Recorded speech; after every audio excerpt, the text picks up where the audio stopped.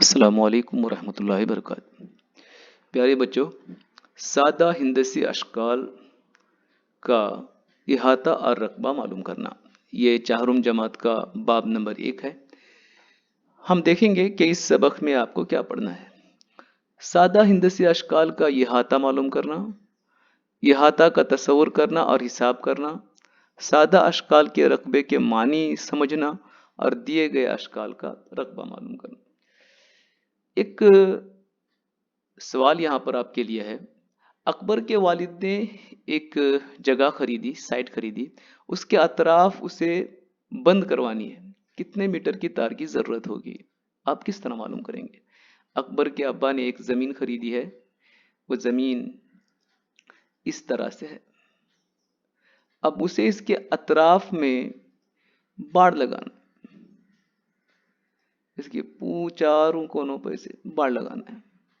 तो आप बताइए कि उसे आप क्या करेंगे।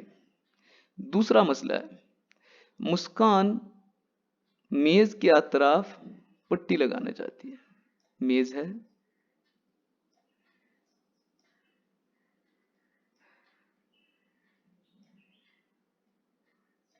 उसके अतराफ में उसे एक रंगीन पट्टी लगानी है। उसके अतराफ में उसे ऐसे एक रंगीन पट्टी लगानी। तो बताओ कि उसे कुल कितनी पट्टी की जरूरत पड़ेगी। आप इस पर गौर कीजिए। किस तरह से हम मालूम करेंगे कि उसकी कुल लंबाई क्या होगी। यहाँ चंद सादा अशकाल दी गई हैं। आपने पिछली जमात में 2 आबादी हिंदसी अशकाल के बारे में पढ़ा है। मस्तवी अशकाल जो होती है उनके बारे में पढ़ा है, जैसे मुसल्लस है, मुरब्बा है, मुस्ततिल है, दायरा है। कुछ हिंदसी अशकाल को तस्वीर से जाहिर कीजिए, या आपकी किताब में आप लिखेंगे ये एक मुस्ततिल दिया गया है, आप यहाँ मुरब्बा बना सकते हैं। एक सादा हिंदसी शक्ल है, अब मुसल्लस बना सकते हैं, दायरा भी बना सकते हैं। ये क्या है? सादा हिंदसी अशकाल है। अब यहां गौर कीजिए, एक सादा हिंदसी शक्ल दी गई है, ए बी सी डी इस शक्ल का नाम है। आप इनके किनारों के बारे में सोचिए कि उनकी लंबाइयां क्या है। ए से बी तक की लंबाई क्या है? 8 सेंटीमीटर है। बी से सी तक की लंबाई क्या है? 6 सेंटीमीटर है। सी से डी तक की लंबाई कितनी है? 7 सेंटीमीटर। ए से डी तक की लंबाई 4 सेंटीमीटर है। हम इसको यहाँ पर लिख लेंगे। ए से बी तक की लंबाई 8 सेंटीमीटर, बी से सी तक की लंबाई 6 सेंटीमीटर, सी से डी तक की लंबाई 7 सेंटीमीटर और डी से ए तक की लंबाई 4 सेंटीमीटर है।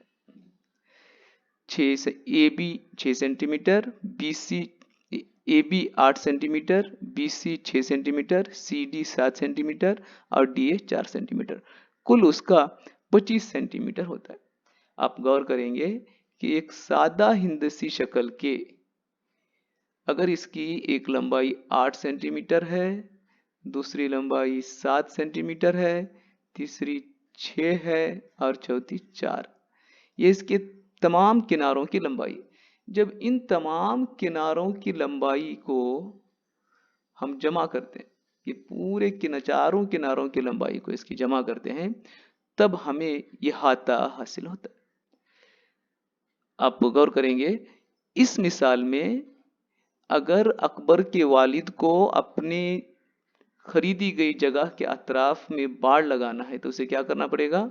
उसके अतराफ के तमाम किनारों की लंबाई मालूम करनी पड़ेगी। उसी तरह मुस्कान को अपनी मेज के चारों किनारों पर अगर पट्टी लगाना है तो उसे भी इन चारों किनारों की लंबाई मालूम करनी पड़ेगी। मस्तवी अशकाल के एक सादा हिंदसी शक्ल के तमाम अजला की कुल लंबाई उस शक्ल का इहाता कहलाती है।